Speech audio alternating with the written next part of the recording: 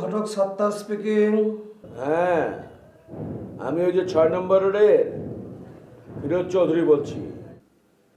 কেমন আছো? আচ্ছা শোনো, আমার একটা পাত্র দরকার। জি, আপনার পাত্র দরকার? অসুবিধা কি? বলছি আমার পাত্র দরকার মানে আমার জন্য না, আমার মেয়ের জন্য একটা পাত্র দরকার। তাই বলেন? মানে কোনো সমস্যা নাই, সব ধরনের পাত্র আমাদের কাছে আছে, ফকির থেকে শুরু করে রাজপুত্র পর্যন্ত। আচ্ছা শোনো, ওই ফকির থেকে আমির ওই ধরনের কোনো পাত্র আমার দরকার নেই।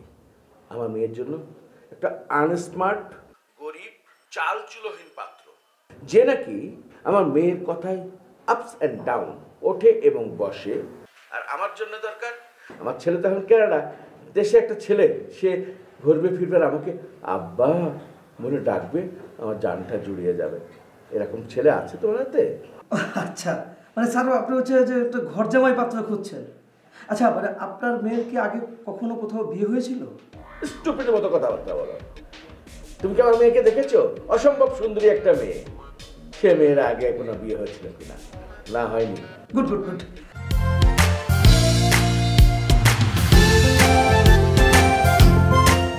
জি স্যার, আমি আজকে সন্ধ্যায় এরকম চাল নেই চুলো নেই একটা পাত্র নিয়ে আপনার বাড়িতে হাজির হচ্ছি। স্যার আপনার ঠিকানা একটু বলতেন কাইন্ডলি। তুমি চেনো না সোসাইটি 6 নম্বর রোডে 263/1 নম্বর বাসা। আচ্ছা আচ্ছা রাখি, হ্যাঁ।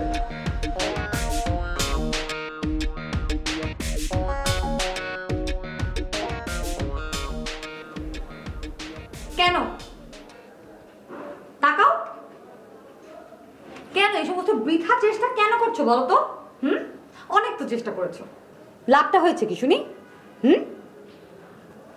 কই এত চেষ্টা করে তো কাউকে ধরে রাখতে পারোনি। মারে, তুই তো তোর বাবার কষ্টটা বুঝবি না, তুই এরকম করিস কেন বল মা? আমি কিরকম করি বাবা? এই যে তাবৎ বড় বড় ডাক্তার দেখালাম, কবিরাজ দেখালাম, তাবিজ বাদলি করলাম, অনেক কিছু করলাম, তবুও তুই এরকম করিস কেন?